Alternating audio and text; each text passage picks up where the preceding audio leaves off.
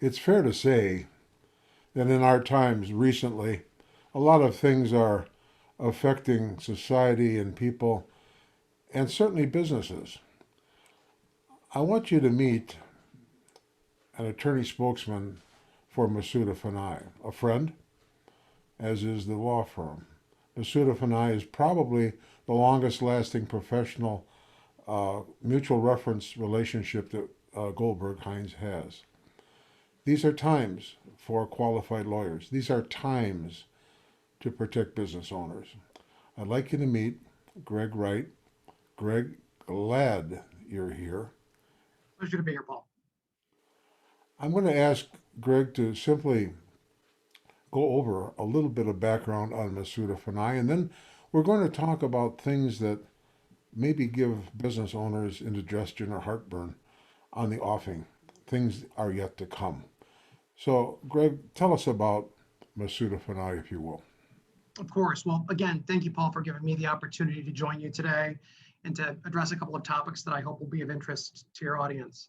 As you mentioned, my name is Greg Wright. I'm a principal with the law firm of Masuda Funai, which has had a long-standing relationship with Goldberg Heinze, and I think a mutually beneficial one. Masuda is a Chicago-based law firm. We've been around for about 100 years, and we represent primarily middle market companies, small companies, with a particularly large number of clients in manufacturing, logistics, machine tooling, things of that nature. Our clients don't often have in-house counsel or big legal or compliance budgets, so they really rely upon us to identify issues sort of as an outside general counsel and to provide them with support and assistance as necessary. So I'm part of the firm's corporate finance and acquisitions practice group. So my practice really focuses on helping companies form and maintain businesses, joint ventures, raise and borrow funds, and then when the time's right, to work with companies like Goldberg Heinze and with many of your listeners to enter into mergers and acquisitions and sales to help either grow the company or to help the owners realize the fruits of that growth. So, but our firm is very full service and provides a lot of different services. So we have an employment, labor, and benefits group that helps companies prevent and maintain employee compliance issues and maintain benefit plans. We have a litigation group that helps companies protect their contractual rights and manage the risks that are presented when claims are brought against them. We have a commercial group that helps negotiate, our companies negotiate and navigate contractual relationships with customers and suppliers.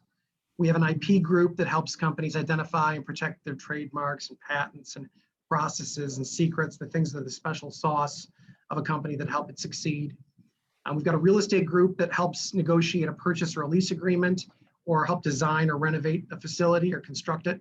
And then an immigration group that helps companies maintain access to the talent that we need, in a modern economy to help your business grow. So again, I'm really pleased to be with you here today to have a conversation about some issues that, that are addressing middle market companies.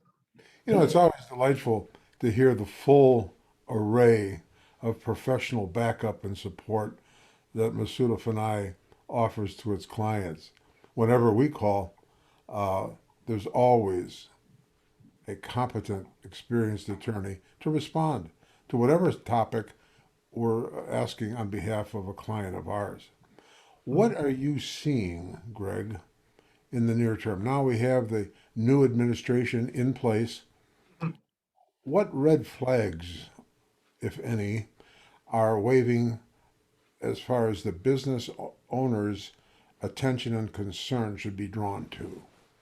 Well, I'm glad you raised the new administration. Obviously last month, President Biden signed the American Rescue Plan Act, which got a lot of attention, I think deservedly so. And it contains a lot of different provisions, but one requires our clients to effectively provide extended insurance coverage through COBRA to certain of their employees who are involuntarily terminated or whose hours are reduced. So, oftentimes employees will avail themselves of COBRA in such situations, and there's a portion of the premium that's paid by the company, and there's a portion of the premium that's paid by the individual separated employee. In this case, the federal government has now stepped in and will be subsidizing through the employer or former employer continuing coverage through COBRA. That does actually, though, require our clients to take some steps that they didn't before. So if there's an employee who's separated from employment or their hours are substantially reduced between April and September of this year, the former employer has to reach out to that individual and indicate that COBRA coverage is available at the expense of the employer, who will then recover through a tax credit, the cost of that COBRA coverage. It gets a little more complicated than that, though, because it also has some retroactive effect for individuals who were let go prior to that April 1st deadline, whose 18-month COBRA period after being separated would still have run. And those folks need to be notified retroactively, even if they left the company some time ago, to let them know that this more or less free access to extended transitional healthcare is available to them. So it presents sort of a second opportunity to these folks to get coverage. However, it puts some burden on our clients to make sure that they have COBRA processes and procedures in place to reach out to employees and former employees, because if they're not contacted properly, it can create some liability for our clients. In an additional matter, we also have seen through the pandemic, lots of companies using remote work for employees. And that's been a real boon to companies that otherwise would have experienced, I think, more interruption during this period. But it also creates some unusual circumstances. We have employees who are incurring the costs of operating an office from their own home and office space. And there are laws, primarily at the state level, and here in Illinois we have them, that govern the circumstances in which employees have to be paid or reimbursed for costs associated with operating a business from home. So it's important that our middle market friends have policies in place to make sure that it's clear by what process and procedure an employee can claim these costs, that any such expenditure, a necessary expenditure that primarily benefits the company rather than the individual employee, that there's a procedure for the employee to claim that, and that the employers are clear about what is not covered. So if you have a process in place that's reasonable and employees follow that process, they're entitled to compensation for many of these expenses, things like cell phone bills, paper, toner, printers.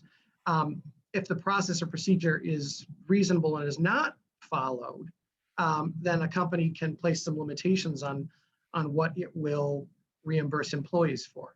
If there is no process or procedure in place, it becomes much more difficult to prevent employees from making claims for items that really aren't entirely related to or used in the service of the business. And that can become an expensive endeavor if you've got a lot of employees working from home at this time. Greg, where is capital gains going? What do you think is going to happen there on the federal level, especially?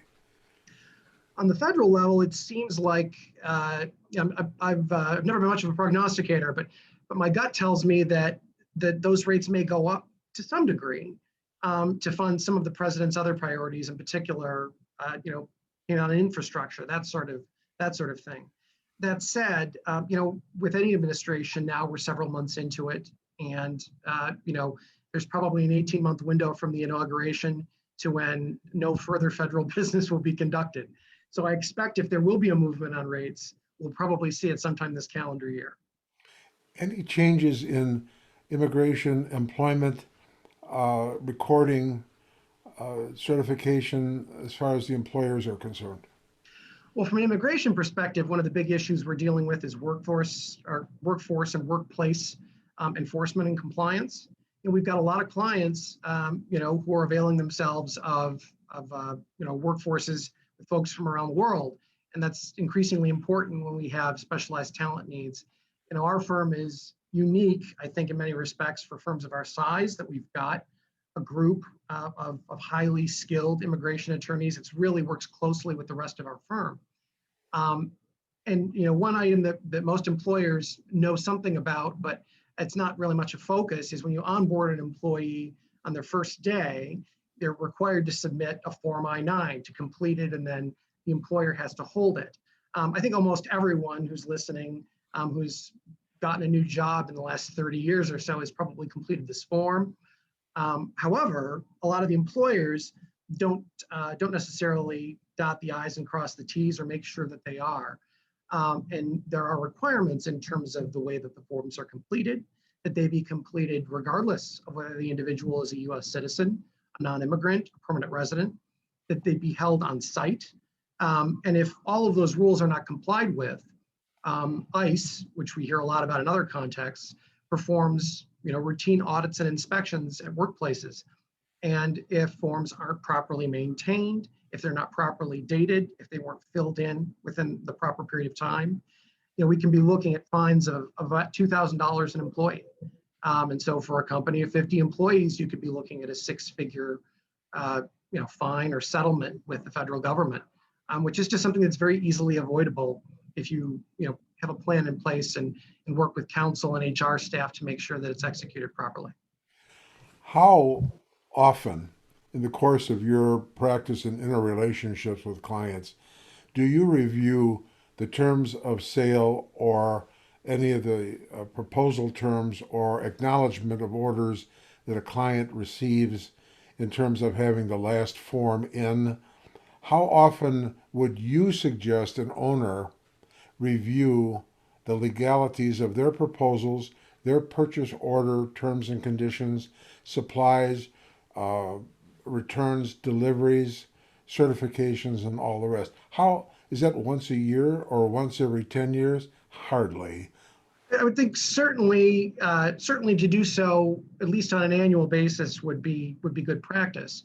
But also, if there are significant changes to the relationship, if there are changes in the law of which you're aware, of which are brought to your attention by counsel, you should do so more frequently, certainly. And as issues arise, it's important to make sure that your standard terms and conditions reflect those changes, and that there aren't being changes made to the forms you're receiving, which in many cases end up informing the terms of the transaction. That you're not aware of or haven't thought through how they'll impact the course of business.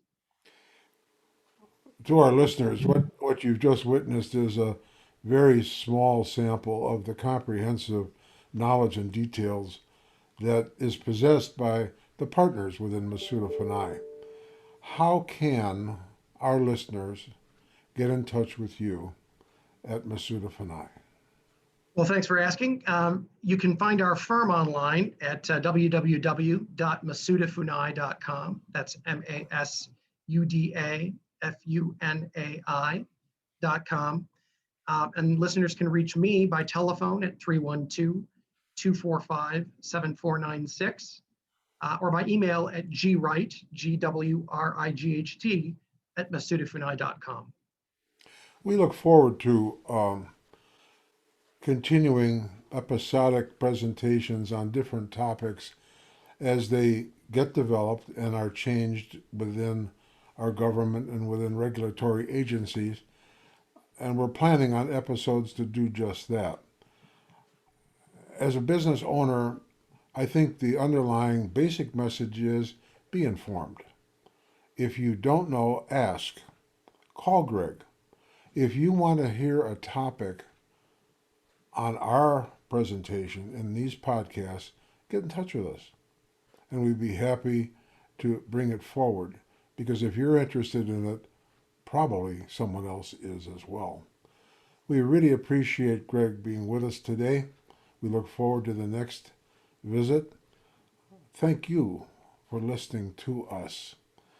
If there's anything we can do to help you run your business better and succeed more, just let us know. Thank you for listening, and we'll talk with you soon. Bye for now.